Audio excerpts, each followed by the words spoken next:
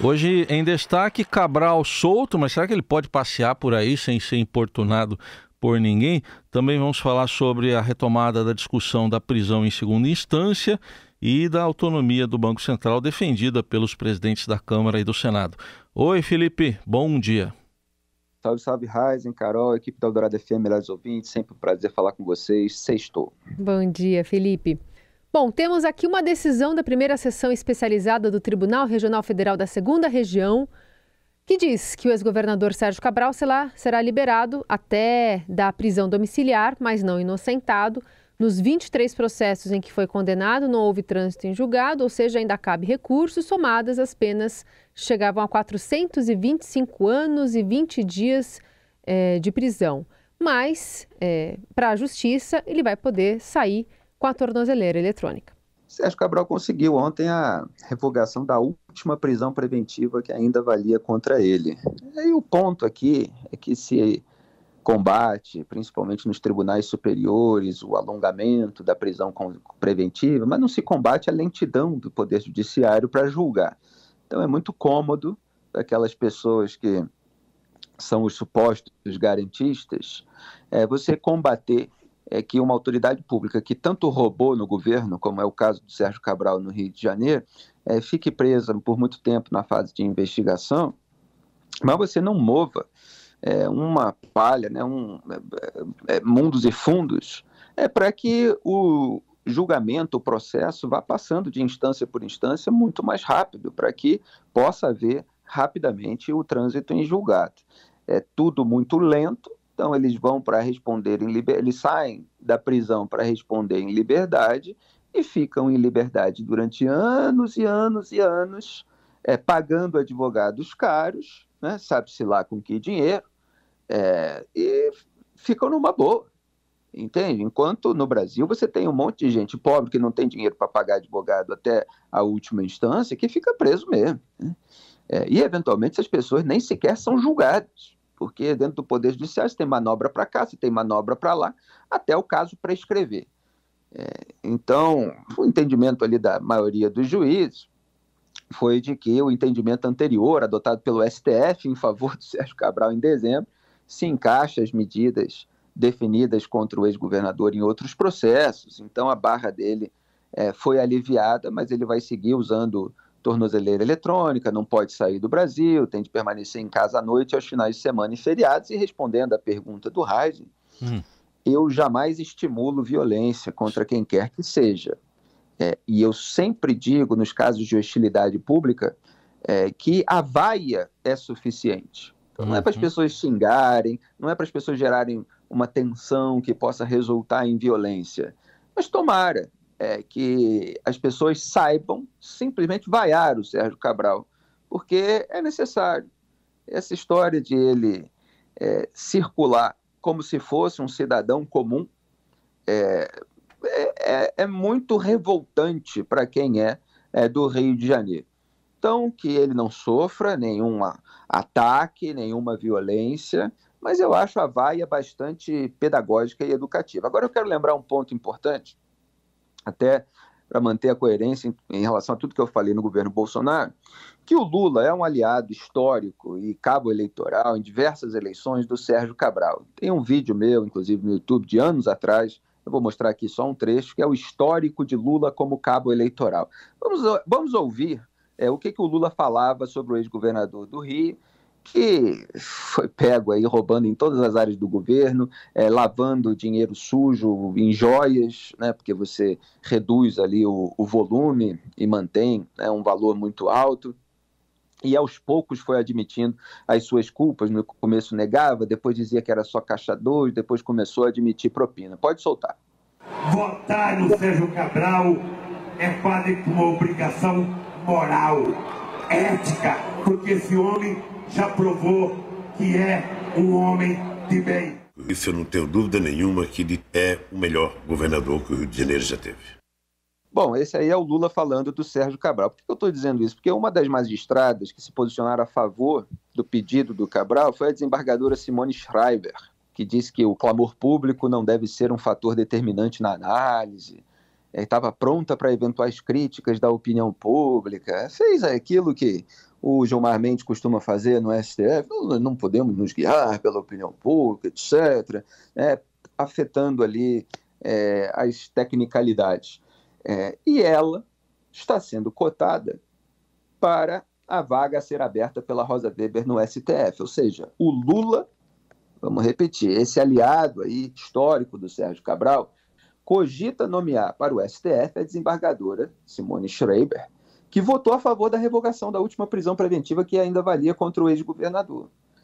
Então, não posso deixar de destacar que, com a caneta na mão, o Lula pode premiar quem blinda os seus pares. Durante o governo Bolsonaro, houve uma grande disputa para as vagas no STF, e eu ironizava. Parece que está havendo um concurso de quem agrada mais o Bolsonaro, com decisões judiciais ou decisões dentro de um órgão como a PGR, para ver quem vai ser escolhido por ele. Teve o caso, por exemplo, do João Otávio de Noronha, que mandou o Fabrício Queiroz para casa, mandou a Márcia Guerra, esposa do Queiroz, né, que era operadora ali do gabinete do Flávio Bolsonaro, de acordo com o Ministério Público do Rio, para casa, mesmo depois de ela ter estado foragida. Eu ironizava, falava assim, não precisa nem contar para onde você foi. Tinha mandado de prisão contra ela, estava foragida, o João Otávio de Noronha foi lá e mandou para casa, para cuidar do Queiroz. Deu várias decisões favoráveis à família Bolsonaro, foi muito questionado na época, e tinha notícia de que ele estava querendo vaga no STF, que o Bolsonaro cogitava, se em caso de reeleição, colocar na terceira indicação dele. Né? A primeira foi o Cássio Nunes Marques, que era indicação do Ciro Nogueira, o Centrão queria ser blindado e conseguiu, assim como o Flávio. Cássio Nunes Marques votou para blindar todo mundo. Depois veio André Mendonça, porque o Bolsonaro queria ali alguém que já era do governo dele, como a AGU, né? já tinha sido ministro da Justiça e Segurança Pública, e tinha aquele pretexto de ser o terrivelmente evangélico. Eu sempre apontei que era da cota da impunidade, né? Como ele aliviou a barra do Silas Câmara, um deputado bolsonarista acusado de rachadinha. Mas você tinha disputa entre João Otávio de Noronha, o Augusto Aras, criticado pela blindagem do Bolsonaro ao longo do governo, e ainda tinha o Ney Belo, né, que também, várias reportagens mostrando como ele virou amigo do Flávio Bolsonaro, como ele tentava dar decisões favoráveis ali nos últimos 3 anos ao bolsonarismo, era o candidato do Gilmar, inclusive, mas o Cássio Nunes Marques não queria o Ney Belo, porque tinha uma rixa pessoal, porque o Ney Belo tinha feito supostamente uma campanha contra ele, etc. Então, você tem muita gente que quer a vaga e que faz isso, né? Tinha no governo Bolsonaro, de acordo com todas as reportagens da imprensa. Agora, acho curioso, não posso deixar de apontar, que o Lula, parceirão do Sérgio Cabral, que era cogite botar no STF a desembargadora que votou a favor do Cabral. Bom, aproveitando que a gente está falando de prisões, Felipe, uma proposta aí que volta a circular da retomada da prisão em segunda instância. Agora, 2 novos parlamentares, né, discutem isso, Deltan Dallagnol e Sérgio Moro. Mas como isso pode prosperar num ambiente que eu digo é o Congresso, em que talvez não tenha tanta gente interessada em prisão após segunda instância por motivos particulares, talvez? Exatamente, você tocou no ponto da questão. A possibilidade disso prosperar, ela é remota, né, praticamente impossível. Quando o Supremo derrubou a prisão após condenação em segunda instância, que coincidentemente, o Brasil é muito curioso, né, foi quando o Lula estava preso. Ele foi solto nesse momento, né, que tem muita gente que não entende exatamente o que aconteceu ao longo daqueles processos, mas o Lula estava preso porque tinha sido condenado em segunda instância, e ele foi solto com aquela decisão, com toda uma articulação do Dias Toffoli, que eu descrevi nos maiores detalhes, uma porção de artigos. Mas, enfim, quando isso aconteceu, havia iniciativas parlamentares para estabelecer uma proposta de emenda à Constituição ou um projeto de lei para esclarecer os dispositivos conflitantes entre si que existem na legislação e que geraram 4 vezes a mudança de posição no Supremo Tribunal Federal. Então, existe uma margem ali para a argumentação de cada lado.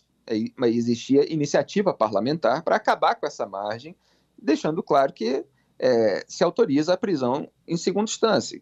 E é o poder legislador que legisla, né? Aqui no Brasil, tudo acaba sendo resolvido pelo STF. Então, mesmo o STF derrubando, o Congresso tem o poder de legislar.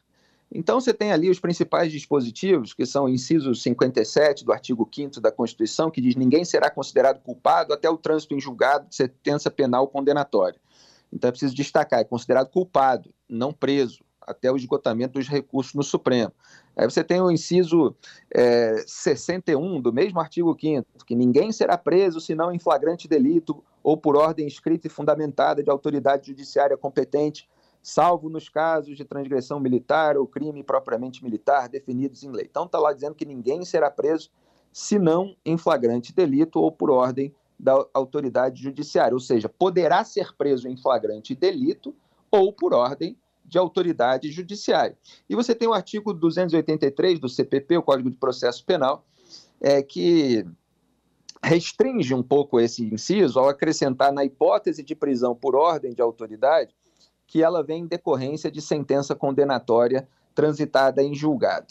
Isso aqui é complicado de explicar muito rapidamente. Quem quiser se aprofundar, tem o meu artigo antigo, Bandidos à Solta, e que eu mostrei como votou o ministro Luiz Roberto Barroso, por exemplo, que era a favor da prisão em segunda instância, mostrando que esse artigo do CPP não serve para impedir, por fundamento diretamente constitucional, porque não há base nos incisos do artigo 5º da Constituição para impedir essa medida, pois a ordem constitucional brasileira não exige trânsito em julgado para decretação de prisão, o que se exige é a ordem escrita e fundamentada da autoridade competente. Então, segundo o Barroso, você interpreta a legislação ordinária à luz da Constituição e não o contrário. Mas aí eu chego ao ponto menos técnico, é que o Barroso questiona, em português simples e claro, se o dispositivo não impede a prisão antes mesmo da sentença de primeiro grau, ou seja, não impede a prisão temporária ou preventiva no curso da investigação, por qual razão impediria após a condenação em segundo grau? E eu respondi na época, porque o Lula foi preso, foi por isso. O Gilmar Mendes tinha votado de um jeito, depois votou de outro, o Dias Toffoli tinha dado uma entrevista dizendo que era a favor da prisão em segunda instância, depois do Lula ser indiciado, ele já votou contra.